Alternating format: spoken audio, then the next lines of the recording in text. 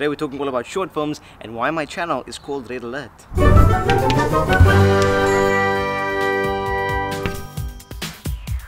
Welcome guys to the Red Alert Q&A. This week we have about 9 or 10 questions and I'm going to try and go right through them so we can finish all the questions. But before we do that, if you want to ask me a question, please leave it in the comments down on this video. I'm always looking for more questions, and leave it with the hashtag RAQ&A. That way I can filter out normal comments.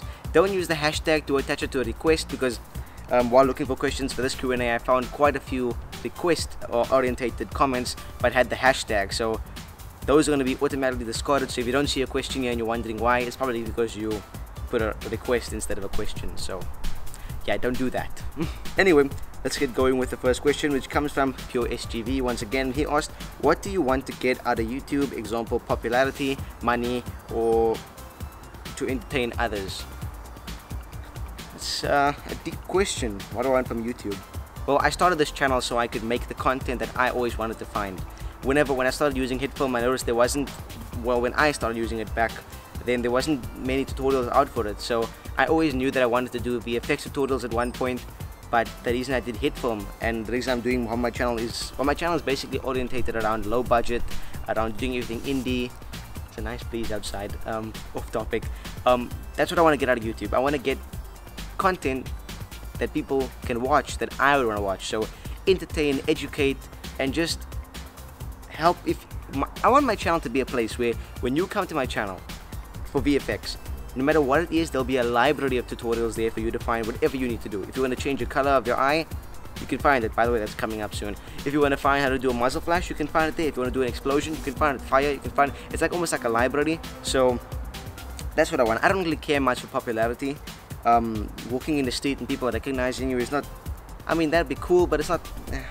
And money, unless you're, as I said before, unless you have views that's in the hundreds of thousands or even millions of views, and you have well over 100,000 subscribers, I don't think you'll be able to do YouTube full-time. That's my personal opinion.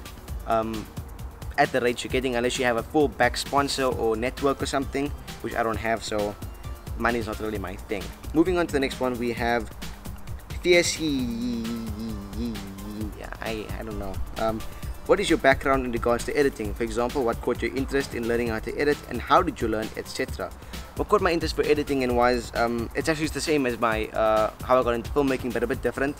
I had a project back, I don't know, a few years ago actually. I got a project for school to create a silent short film, and I used Windows Movie Maker to edit that short film. It was about 2 or 3 minutes long. No, I'm not going to show it.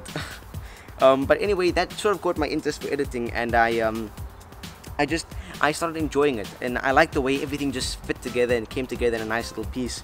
So I just started repeating that over and over, and when I started getting into more deeper, I started looking into YouTube for tutorials. The main ones that really taught me everything I know, mainly about most of what I know about VFX, the ones that introduced me to After Effects and to all compositing 3D software, was Film Riot, and those guys were basically the best teachers I could have asked for. When I went to, then I started watching Low Nature Films, Grant. His tutorials also really helped me quite a bit, and for more of the advanced stuff, I really like Video Copilot's tutorials and Reclaimer. So those are basically some of my sources that I enjoyed the most watching, and the ones that taught me the most. Okay, next up we have Pevanash Tamil Selvan. Yeah. Are you Indian? You look like an Indian. Hi, I'm from Malaysia. I'm trying all the effects to teach us. It's cool. Well, you should try effects. It's really cool. Are you Indian? I keep getting this question curiously, even though someone asked before, where do I live? And I said South Africa. So, are you Indian? If you're talking about Indian as in live in India, no, I don't. I've born in South Africa, lived here all my life. I'm thoroughly South African. But if you're talking about the roots, like great grandfather, then yeah, that is Indian in that way. So, whereas like generations and generations in the past, my roots do lie in India, not like the UK or something.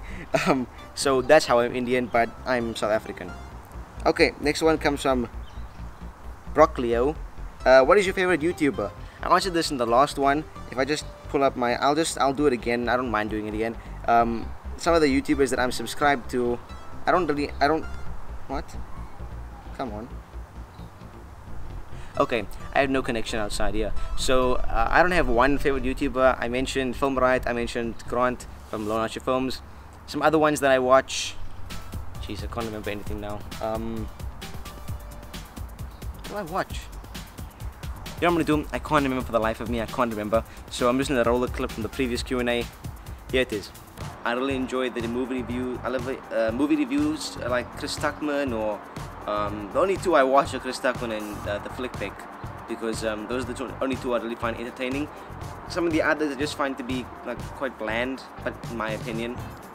Casey Neistat is really fun sometimes. I also watch Film Riot and the other show Radiant Comics. Those guys are also really good, really well produced shows. I try to keep up to date with Rocket Jump, although they don't post much nowadays. Screen Junkies, big fan of, also Screen Junkies. Some of the most random ones are like Comedy Shorts Gamer and I don't know. That's basically it. I'm just looking for nothing now. Bob Stevenson asked, what is your favorite thing about making YouTube videos? Also, do you get notified when someone posts a comment specifically with the hashtag RAQ&A, or do you just scroll through comments and see which ones have the RAQ&A? Yeah, I just scroll through the comments and find which ones have the Q&A because it's highlighted in blue, so it's easy to see. And because there's quite a few comments on videos nowadays, so nothing to be complaining about. I love that, but so it's easy to see when you see the hashtag and it's highlighted blue, so it's easy for me to notice where it is, so I can take note of the question. What is your favorite thing about making YouTube videos? Rendering it out, because I know all the editing's done. Yeah, it gets really taxing after a while when you have to make a YouTube video every week. My favorite part about making YouTube videos is literally just the response. Not literally, virtually just the response. I enjoy every single aspect, from the pre-production to the production to the post-production. I enjoy every aspect of it. I love seeing everything come together as one, especially because if I explained in the previous Q&A, I make them in segments. I don't just sit down and make one episode. I make like, maybe I'll do the narration one day, the next day I'll do the skit, the next day I'll do the effect, the tutorial, the capture, and then eventually everything gets edited together on a certain day. So the comments and seeing you guys' responses to it, that's probably the best part about it. I just love the community aspect of it. The fact that I can help you guys or help people that want to understand more about it, to ask me questions, send me emails. I mean, I just got an Instagram post earlier on, an Instagram message with someone asking me to help them out with something, which is just, that's what I wanted from YouTube from the start, and now that I have it, I couldn't be happier. Okay, next one. Team Nova asked, why do you call your channel Red Alert? I knew this was coming, okay? I knew this question was going to get asked, and it's a really embarrassing story, so let me quickly explain it to you. Basically, when I first started this channel, it was called TV Live. Yes, it's a lame name, I know. Basically, what I wanted to do was basically do just TV episode reviews for Arrow, The Flash, and Suits and stuff like that. I wanted to do TV reviews and do top 10 lists and do, you know, basically an average thing that no one really likes. Well, some people do like it. And I called it TV Live, and I made all the channel art and everything, and I asked a friend of mine, hey, what do you think about this? And he said, well, the idea sucks, so change the name. So I thought, what do you think when you see news and it's like Red Alert, you know, Red Alert news?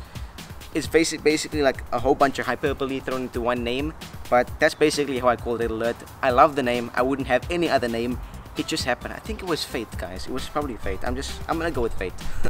Okay, there's just 2 more questions left. Joni or Yoni, I forgot again. I'm so sorry, dude. Just let me know in the comments and I won't forget again. I promise you. It's either Joni or Yoni. Nice. One question, hashtag RAQ&A, will there be another short film? And do you like Windows 10? That's 2 questions, Joni. That's 2. You can only answer 1 now, though. I'm joking, I'll answer both. Will there be another short film? I like to make 1 short film per year. Whether I post it or not is, well, I like to make 1 short film that I post every year. I make a few other small ones, but that's not really things that I post. But I like to make 1 short film a year. So last year I made Fragments, so this year there will be a short film, and I'm actually going to enter it into the My Road Reel competition, which is a really cool competition that you can win lots of free stuff, and sometimes they even give you free stuff just for participating in the competition, so definitely check it out.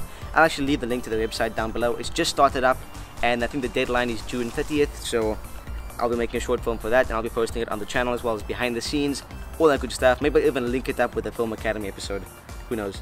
And do you like Windows 10? Unfortunately not. I don't like Windows 10. I find Windows 10 to be a very opinionated thing. So if you like it, you like it. If you don't like it, you don't like it. I've always been on Windows 7, and when Windows 8 came out, I thought about upgrading. I looked at it, I studied it, I watched a whole bunch of different videos on it, and I thought Windows 8 was not worth upgrading at all. I didn't like it, it was glitchy, I didn't like the interface. Windows 10 came out, I found the same problems. I just found that they were trying to incorporate Windows 8 into a Windows 7 type of system, and I just prefer Windows 7 because it's smooth, never gives me any problems. I don't see why I should update. Even if I get a new computer or PC or something eventually, I probably will ask them to put on Windows 7 and take 10 off, because I don't like 10. That's just a personal opinion. Next one, and the last one, comes from Sarcastic Tutor, who asked, what is your nationality? Guys, this is the third time. I'm South African, born and raised in South Africa, nowhere else. You know what, leave in the comments where you want me to be born, because asking the same question like 3 times isn't going to get a different answer. That is the Q&A for this week. I hope you guys enjoyed this episode. I hope you guys have gotten more insight about me. If you want to ask a question for the next Q&A, please leave it in the comments down below with the hashtag RAQ&A. Anything and everything goes down below, and I will see you guys in the next video.